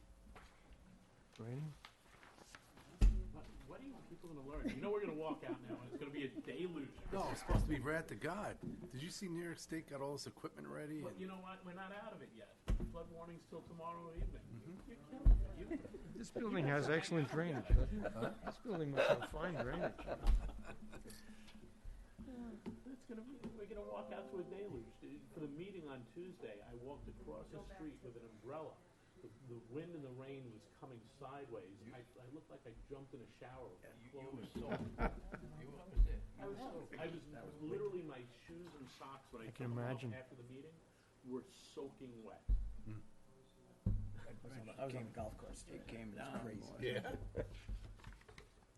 We had a microblast up in, microburst up on Central Street. Yeah? Oh my God, yeah. It was like trees down all over the place. It was Yeah. bad. It's bad. I just got an alert from work that someone has joined my Zoom meeting for tomorrow. Already? Yes, a little bit early. They gotta wait? They must be really excited about that meeting. Or they have no life. And Nancy texted, slow down. The meeting's going too fast. How is Lascala going to hit time and a half at this rate? I don't know. The rain's supposed to start at 11, so Oh, if we that's, stay until 11, we could you're get all the rain. set? I think we're all set now. So last time we met, we showed you our preliminary plan, and we talked about where we were at with the DEC and how they dissuaded us from filling the wetland. So the plan we have now does not show filling the wetland or connecting the driveways on either side of the site. It's a single building. We went from 16,000 square feet, which was divided into two buildings, to just under 13,500 square feet with a single building. The entranceway is basically in the same location that we had. We're closing 3 entrances, and we're still providing a connection on the bottom right-hand side of the site to the Village Traditions site on the right there. So since then, we've done all the technical details. We've done the engineering. We've prepared a SWIP. As part of the SWIP, we are, in order to deal with stormwater, we are, and just give me a second here, I'll bring it up.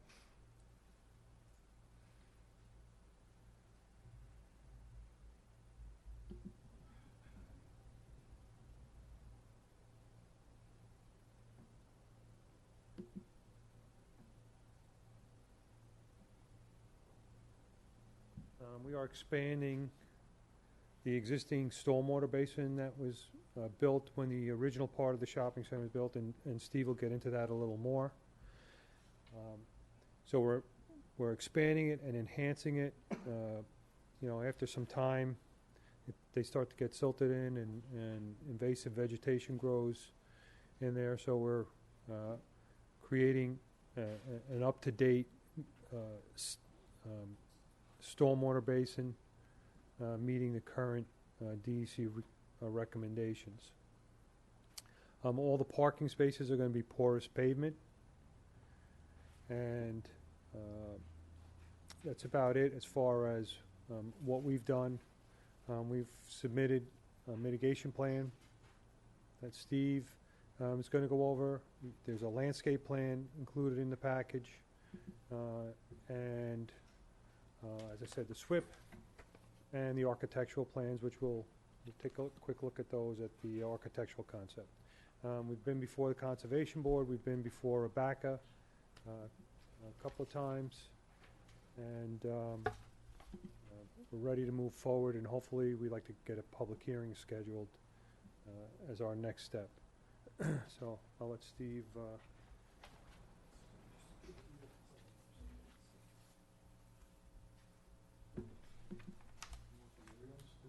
Oh, we'll do them, do them next. Start with the plan. Good evening, Steve Miller. Steve Miller. Keep on rocking me. Steve Marino, Tim Miller Associates. That's a good one. As Joe mentioned, you know, we have been before the board a number of years ago with a plan that showed some fill through the wetland at the back of the property, or behind the existing development area of the property, which connected two existing curb cuts to the east and west, which were envisioned as a through road or a bypass behind those buildings for easing traffic issues, some traffic issues on Route 6. After much negotiation and many years of discussion with the DEC, they were clearly not going to budge on that as being an option, so we're back with an alternative that now does not disturb any wetlands at all. And 99% of the disturbance is in areas that are currently disturbed. So it's really an improvement plan for a new building and drainage improvements as well, as Joe mentioned. So we've come up with now a new mitigation plan to offset buffer encroachments, do some wetland enhancement and restoration. As we've discussed in the past, you know, the parts of the wetlands, this is a DEC wetland as well as a town wetland. Parts of that wetland closest to the development area are Phragmites, they're shopping carts, mattresses, more Phragmites. It's, you know, it's a mess. In several parts of that wetland, it's quite a mess. Why don't we run a road down in the back through that and so bad the wetlands to connect both parts? You know, that's not a bad idea. Maybe we're going to go back and reevaluate. So with the purchase of the property next door, where the old boarding house was, that gives us room for some additional parking and some enhanced mitigation up in that area up there. Can we go to let's go to that 2000 aerial. The board knows my tricks with the historic aerials that I like to present. I try not to go to that well too often anymore, but in this case, it really does work. If you look at the 2000 aerial, it's before full development of the site. Shows, like where Joe's showing with the cursor there, is where the building, the building exists currently. To the east is the larger building, which has in the past few years been a florist shop. It's been a dance studio. That existed in 2000, and there were several outbuildings behind that main building at that time. And then if you look there further to the north, you kind of get a feel for where the wetland boundary used to be. So you can see the area where it's wooded right through there. Exactly, Joe, thank you. You can see where it was wooded versus where it was wetland in the past. The boarding house building was there to the east, as well as another outbuilding in the back. You can see that area behind there was maintained as lawn. So let's go to 2004. You have the 2004 and the most recent one. In the 2004 aerial now, you can see that the development as it occurred between 2000 and 2004. The L-shaped building where the Dunkin' Donuts and pizza shop and other businesses are located in that building.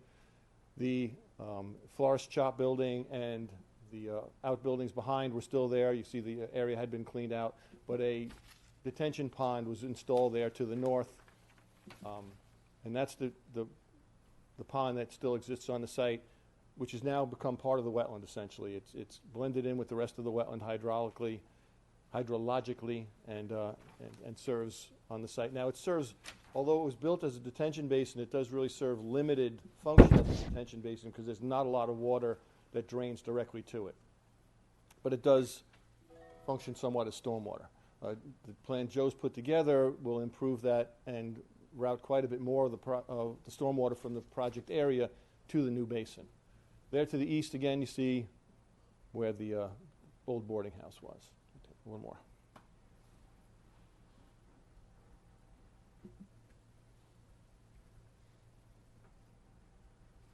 And then there in the most recent, this is a 2018 aerial.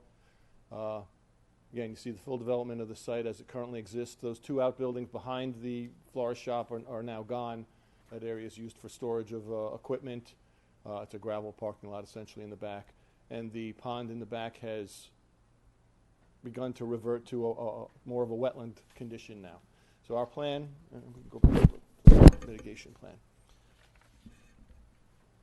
So when I say there's no disturbance to wetland, that's not entirely correct. There's disturbance now to wetland that was established and created as part of the 2002 plus or minus plan, and we're proposing to enlarge that basin a little bit and then enhance it with plantings, both herbaceous plantings in the basin and on the basin banks, as well as shrubbery at the top of the banks and along the edge between proposed parking and the new development.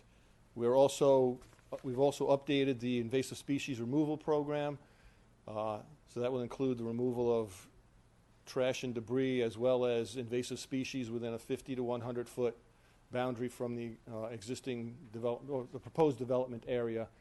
Once you get back into the wetland further, it's much more natural, but it's really along that edge where development is, and human pressures have been put on it over the years, that is the most affected. So that's the area we will go in and clean out and then replant. So there's a detailed planting and plan on the large scale sheet, as well as a list of the invasive species and how we would deal with all that. And once we get some feedback from you folks, we will go to the DEC with this revised plan and begin working through their process, which should go rather smoothly because they put us in this position to come back to you with a plan that did not impact wetlands. And here we are. Site plan require a public information hearing. Yeah, but they already did. Comments from the Oh, board? way back when. I don't have any. Yeah, I think this plan is well thought out. Thank you. You did a good job on it. John? Jim? Well, now that I think there's some settledness regarding the layout, for the most part, in terms of where the building goes, no disturbance to the wetland, et cetera, I think you have to revisit what will happen out at the street and dig a little bit more into the landscape plan. And I know there was a lot of discussion about how the building works relative to outdoor space and so on and so forth. So those are the things that I am seeing. The plan itself and the operation of it seem fine to me. So I don't have any really too many comments in that regard. I think it will certainly enhance the area. I mean, from what I can see. Yeah, so I've got the architecturals up. So this is the essentially the schematics of the elevation. There's two different elevations there. One, the roof hangs over the sidewalk in the front, and there's a second one that has columns out at the edge of the sidewalk holding up the roof. This is something that the Architecture Review Board wanted to see, so when we get back to them, they'll take another look at that. We've made some changes to the building that they recommended at this point, and they have not seen them. We haven't presented them, come back to them yet with those changes, so we're doing that.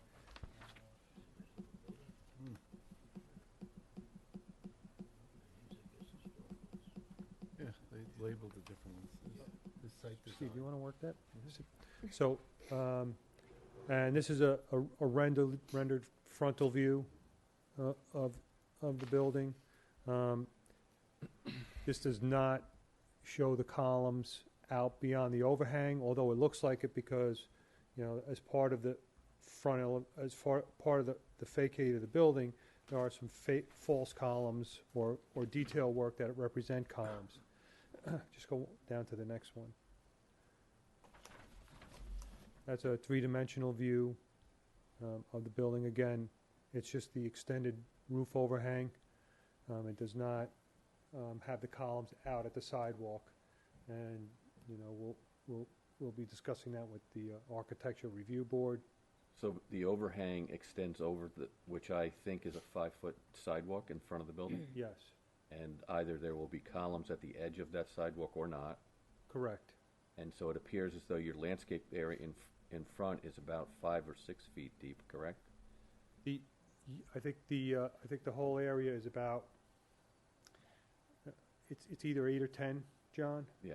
And so we have a 5-foot sidewalk, and then the remainder, whatever the remainder is going to be landscaped. So the entry to the storefronts is not recessed or anything, right? So Yes, yes, it is. It is. That center The portion where center you have portion is. the large dormer, that's recessed. Right, but not the other 1, 2, 3, Correct. 4, 5, 6 entries, right? Correct. I would suggest that you look closely at the 5-foot wide sidewalk there, because they're outswinging doors, and yeah. I don't think it's going to work that well. I get that, and it's something we've talked about. We originally had the sidewalk in total as 8 feet, but we needed to get that landscape in there, and also that landscape area is now serving as a bioretention planter, so we're kind of limited there. One thing I want to make a point on, and Mr. Cipriani wants to make clear, like, his intent is to find a tenant and build a building to suit for, and hopefully find one tenant. So at this point, it's a concept, and we want you to look at it like a concept, and we think we'll be back again, based on what he feels, is that we'll be back again with the actual building at that time. But what we're showing you, for the most part, represents like a maximum build-out that we could do on the site. So when we looked at the parking, and we had that parking extended all the way in the back, that Steve said that's kind of an overflow parking area or future parking area, we did that because we built in that the possibility there might be a restaurant there. Is it going to be a restaurant? We don't know. But we're showing it can be done. We're showing the extent of the parking. Again, I don't want to say this is a moving target in any way, but it's his intent that the board look at it in that way, and that most likely we'll be back again when he has a tenant for the site. The bioretention is required for what reason? Is it required? We need it because of what's available to us on the site, as far as there's little to no area for treatment of stormwater. So that's one way for us to deal with it. Can we? But you're expanding the basin in the back. That's. I'm just saying that. Yeah, I think I hear what you're saying. Yeah, it's to have the building that doesn't work properly in terms of getting in and out of the place is probably Okay. more important than. It's a point well taken, and it's something we've discussed, and we've struggled with that idea. Okay. Yeah. Just so you know, I agree with John. We should make, it's gotta have the right distance. Yeah, from no, the doors, and they gotta figure out how it's. Yeah. Even if it means making the building smaller? gotta make it Well, smaller. okay. I've said this to people, I really don't expect to build a building like this, because in our environment, the economic circumstances of today, to put up a 14,000-foot or a 13,000-foot building without a tenant, or thinking that mom and pops are gonna come in, I don't think isn't the best strategy as a business decision. So, as I've said all along, I do expect us to come back. We may come back with a small maybe whatever we get that economically is a good business decision, and it's the right for the town and the right tenant for us, then we'll do it. So it is a work in progress all the time.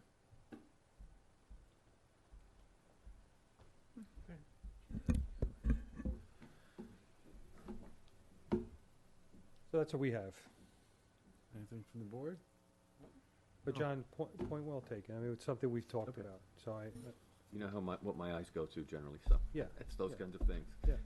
Joe, has parking in the rear been contemplated in this regard, in the sense that pull the whole building forward, make the streetscape a little, richer or what have you, and put those spots behind the building and maybe Right, access? so if we do that, we don't have any traffic flow like around the building, right? So, and we don't have a second, if we can't exit through the Village Traditions property up at the top on the right there. Right. Then, so imagine that, if we pull the building forward, we lose that entrance?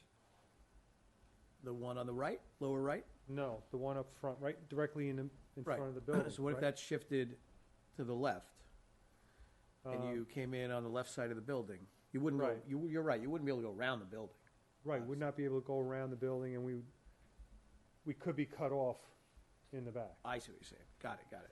Also, New York State DOT really wants us to keep the same entrances. Oh, okay. Yeah. Very So important. that's the other thing, we're trying to not get into that dance with the DOT. You're closing an entrance, aren't you? Closing three Three, entrances. you said, right? Closing three. Yeah. You would think they would be grateful and flexible for that. They are happy. I'm sure they're happy for that. Keep the same, they're very happy. So, All right. Thanks, Rob. Anything else? No? Okay. Go get a tenant. So we'd like to get the public hearing, are we Do we have up a- for PIH or public hearing? I think You just had another PIH, didn't you? We just did, right? Yeah. So we'd like to move to a public hearing if we can. If you think we're ready. Are we ready? No objection, why not? August? That's fine. And you just put them? Good? Okay. Right. Listen, I just want you to know, we had a side bet, how many times you were gonna say Phragmites. Steve, can you bring me a picture of a Phragmite? I mean, He wants it framed I'll for bring a home. whole, I'll bring a whole. No, Put it you fried know, or it's always broiled? invasive, and I wonder, do I have it on my Oh, property? you probably. It's everywhere. If I had a picture of it, I'd know what it is. Here we go. Phragmites. There you go. Jesus, That's it right there. That's There you it. go. That's it. That's a classic shot right there. Okay, there you go. If you go down to Croton Harmon, everything you see on either side of Route 9, Yeah. where the Croton River comes in and all that. It's all Phragmites down there. Wow. Jesus. And very few things live in there. Okay, All right, buddy. thank you very much, guys. See you in August. Still no fence. Okay. Number 14, we have a zoning board referral. This is Musto, ZBA 33-21, location 2691 Farson Court. They're looking for a proposed rear enclosed porch with a rear yard setback of 37.58, where 40 is required, in the R120 zone. The subdivision was approved under the clustering section of the town code. Everybody had a chance, are they here? No. It's just us. I don't see any issues with this. I see nothing. Minimal variance. He's looking for 3 foot, right? It's the back Yeah, here. it's, Is that 2.5? I don't see any planning objections. No. Okay. You? I don't. The question is, do you want to do a vote on it and issue a memo approving this? That'd be nice. Or, Any issues with that? No? or do you want to do a resolution in which I will write, and then you will approve the language of the resolution, the secretary will, which will be a couple of lines only. Any preference? What would be good for the applicant? Why don't we take the vote now and then, Yeah. Yeah, because I'm just thinking, you're not going to be back for a month, no, I would do it tonight. Yeah. Yeah, take it tonight. All right, so in reference to the zoning board referral, Musto, ZBA, number 33/21, 2691 Farson Court, if I'm saying that right. Do I have a motion to write a memo in favor of the referral? The Motion. variance. Motion. Do I have a second? Yeah, Second. All those in favor? You're making the Aye. variance. You guys are doing the variance. You just did it. Yes. Yep, okay. Right. Okay. Because it's a cluster subdivision. Okay. And the next one is town board referral. Here we go. Cannabis opt-out. Description, proposed amendment to the Yorktown Town Code by adding chapter 301 to opt out of allowing cannabis retail dispensaries and on-site consumption sites as authorized under New York State Cannabis Law, Article 4. We left this for last because we knew there'd be a lot of debate, so.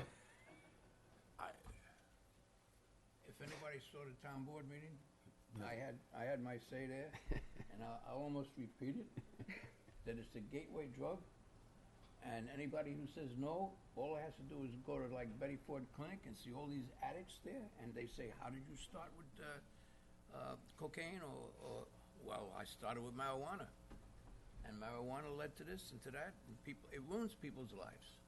And you can't compare it to alcohol because alcohol is regulated, and they still come out of a bar and crash and kill people and kill themselves. What's to say you're not going to have that? A guy high as kite coming out and cleaning somebody. And if you look at the Colorado law and look at pictures from Colorado, wherever those stores are, is nothing but devastation. They dirty and garbage all over the place, and I mean, you're high. You just don't. How can we say to our children, Taco Bell. marijuana is bad, when they walk to a delicatessen, they see right next door, you can buy marijuana and turn on. You can't smoke in your own house, but yet you can smoke in a marijuana joint. It's crazy, as far as I'm concerned. I appreciate, I appreciate your taking the time to make those comments, but as a planning board, He's on a roll. I guess it's kind of planning, too. It's family planning, or life or health planning, I suppose. I mean, what's the benefit to the town? None. Well, I think you got a New York State law, and I know there's other communities that are struggling with this, and they're saying, well, we're going to say no, and they're going to open it right next door. You know, if people are going to be out, if people are going to be stupid, it's going to happen here, it'll happen next door. I don't know. Let them go next door. I Let 'em go to Question, do Portland, we let take 'em a go to resolution Terrytown, on let this, 'em or just go- say no planning issue? think there's no planning issues. But It's just retail, to the question, I'm not going to take the other side of that, because I agree with you. But the benefit to the town and the benefit for people who want to do this is revenue, Yeah. right? There's tax revenue associated with this potentially. Yeah. There's rental income for the person that rents the store shop that's empty today. So there is a revenue issue that is, again, not looking at exactly what's being sold or how it's being used and so forth, that's the benefit to the town, potentially. Well, we have a town councilman here, he'll tell us the potential. We're talking about the town board referral? Yeah. Yeah. So potentially Mike left already. Did you hear that? Sounded like someone was talking out of the wall. The man behind the curtain. So potentially the revenue that would come to the town via the sales tax is pretty minimal. It would not come close to the expenses that we're going to have to incur in the re-education of our children and our parents, and having having the police trained for drug awareness. So, but the whole law is a flawed law to begin with in the legalization, because they didn't take any of this into account. So, you know, the part of the law has basically like a pot bar you could have where people hang out and smoke, like a hookah bar.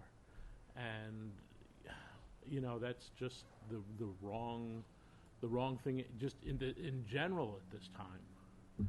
So, you know, there are a lot of things that aren't taken into effect. Down the road, there'll be areas to opt in. If the laws are changed, strengthened, we have the proper enforcement for our law enforcement agencies. But I think right now it's just not it's not the thing for our town. Can I ask a question? Yep. Is there a way to separate it out? And I don't mean to be smart about this, but you have a lot of farms up here. Is there a way to grow it, not sell it on site? That is Yes. separate. Completely That's- separate. That's another part of The law. whole thing that will be going on in the state, that you can have growers that they grow and they distribute. They can distribute to other parts of the state, not even in Yorktown. Right. And it isn't necessarily going directly to a hookah type bar or whatever that is. It would go to people who extract the oil and make the end products of it. So Because there's medical benefits to this, right? There are that's people that different- grow. That's a different, whole Yeah. different side. So medical marijuana versus recreational. This That's- was- yes. That's recreational that right. you're dealing with. That- All right, and so that's- this is right. And there are a lot of medicinal properties to CBD oils and the THC. With cancer patients, you could speak to Michael Grace, and he'll tell you his experiences when he had cancer. And he's not shy about sharing that. So there are some great medicinal purposes, and I don't have any problems with the medicinal marijuana. I struggle on, my daughter went through the school system here. She's 36 now, but DARE was a big part of it back then when she was. We have worked on this and worked on education and worked on teaching our kids this, and all of a sudden now it's like, well, I thought this was really bad, but Mom, Dad, you go out to Commerce Street and hang out at the pot bar and smoke all night, and then come home, and where does it go? It's very difficult. Yeah. But the growers are separated too. You have Yeah. recreational growers and medicinal growers. It's two different ballgames. Oh, and as for revenue, I actually think that the legalization, the revenue stream will not be as big. It'll actually produce more of a black market, because if you could now buy pot legally, so I could carry it around, that's fine, but who do I want to pay? New York State for the taxes? Or do I want to go to my old supplier who's still dealing with what he's growing it and taking a percentage of what he grows and selling it? So, Right, because if we opt out of this, it doesn't mean that we can opt out of the allowing people to use it. right, Which is becoming legal in New York. That genie's out of the bottle. It is legal in New York now. That genie is out of the bottle, and as we learned in the 20s with Prohibition, when Willie was a strapping young man. Sorry, Willie. So you could buy it in Mayapack, come into Yorktown and light up. I think Mayapack is opting out, if I'm not mistaken. I'm just But- playing no, right, devil's but yes, advocate. Frowns they in could buy, other towns. but right now they could go to some areas like Connecticut, Jersey, wherever, Pennsylvania, Massachusetts, it's legal. So Massachusetts, it's close. You go there, you can buy it, bring it back, and that's part of the problem. So, when you talk about revenue, I'll buy it right now. How many people that go down to Virginia area to buy cigarettes to avoid paying $15 It's a like pack? fireworks. Exactly. Oh, yeah, fireworks. Not that there were any going off in Yorktown. No, never. Not at It's all. It's a very tough question. Yeah. And, look, if we get everything closed tomorrow and people want to bring it to a referendum, they can. And then the people could really get a true vote on it. But that's why we're trying to get this closed out and get some feedback. But Yeah, I agree with Bill. I mean, I just had my third daughter graduate from Lakeland School District. we were very blessed to be in that school district and that they all got out and they made it to 18 without really, because there is a lot of trouble out there. And it just seems like you're, possibly inviting it in. I don't know, it's a very... Well, look. But then you look at the medical end and it's helping Right. people a lot. Medical is different. Medical is Yeah, much different. that's where, yeah. But here's the deal. They talk about marijuana as a gateway, and I've always said there's more than one gateway. So marijuana, depending on how you look at it, some people like, oh, it's a gateway to everything stronger, or it's not. You know what? I don't even want to have that argument. But the one gateway I always talk about is as you start legalizing, going down the road. And in Portland, Oregon, they've already legalized heroin. They've legalized coke. They've legalized crack. They've legalized just about everything. So, where's it going to stop, and what is it going to do to our societies? And I think if there is a stand against the distribution, maybe it comes up where someone says, well, maybe we're not going to get away with having a heroin den where people could go shoot up under supervision and have Narcan available. So how do we respond? No planning objections? No planning issues. No planning issues? No planning issue. Are there? I don't think there are really any. Yeah, no. It really isn't. One thing is, if someone files for a permissive referendum, you're gonna find out who signs that petition and keep an eye on it. Right. We won't talk about La That's Scala where again. your Are we doing the fence? Yeah, the fence. Oh, what are we going to do about the fence? You did the Talk fence. about it. Well, It's not yeah. going to matter. No, there was no one here. It's Susan's Right. fence. Well, the question is, it came into the building department. It's in a C2 zone, which normally the planning board would be approving a commercial property with a fence. It's residential use. It's a house. Yeah. And 6 she's foot solid. requesting to put in a 6-foot fence in a front yard, which it would be 4.5 feet in a residential zone. Yeah. So 6 feet, and then the gate that you saw could be up to 8. The decorative part at the middle. So that's what she's requesting. I guess her letter was in there that Yeah, people are putting litter on her property and actually driving in there because they think it's like some kind of park, I guess. So. It's a very, I've been in the area for over 20 years now, and it was a very visible property when you had all the geese on it. I know they've cleaned it up a lot. Yeah. But you said, and you paid notice to other areas where along that strip? Yeah, there's on 132. There's a number of 6-foot fences. In some cases, they might be rear yard or side yard, but right across the street from my house is a 6-foot fence. Very, very well maintained. It looks great. I mean, it's In the front yard? it's Well, they got to wanna be their put this side on the yard, 'cause I think 132 their side, actual right? address might be Taconic Woods Road. So I'm guessing it's a side yard fence, But you're still but it looking at faces the road. 132. And then if you go along between that house and where this property is, are a couple of other 6-foot fences. That right across from, what's the school there, Thomas Jefferson? Well, there's School? commercial properties on the other side. Well, there's the Greek house that has the columns. You really Yeah, can't yeah, see yeah, it. yeah, That's got a yeah. 6-foot fence in front of it as Copper well. Beach. And that's definitely, I'm thinking that's front yard. So there is precedent. Yeah, they're out there. I hate them, but. I'm a fan of split rail or pasture It's fence. over there, it could Yeah, get- I need that especially if it's PVC, Yeah. you get a good snow. How far back are they talking about putting it? Well, they gotta be on their property, they can't be on the town Is there a right away. distance back it has to be? It has to, no, I don't know about the fence setback from their property line. I think they can do it on their property line. The only thing I would object to if it created any sight distance issues, Yeah. safety issues, especially coming out of the driveway where you can't see, because that is, I think that's Curve. still a state road. Busy, yeah, it's Up busy. till the intersection, where the creamery is, I think it's still, it's not a 30-mile-an-hour, I think it's above that. I almost want Yeah. to say it's 45. Yeah. I go into my driveway is like an exit ramp. Yeah. So it's, and people turn around in my driveway all the time. I'm sorry But about that. my big in reading her letter, her concern was one that people come up on her fast when she's stopping to turn in and so forth. They wonder if it's going to be a mechanical gate. That's going to cause even Yeah, I greater didn't. risk. Yeah, understand how that would help, but. How Is she gonna long- have 2 gates or 3 gates? How It's a long is it long on? strip. Three? That's a Two, it concern, shows. is to have a solid, long White fence. It's a long run. It's a long run.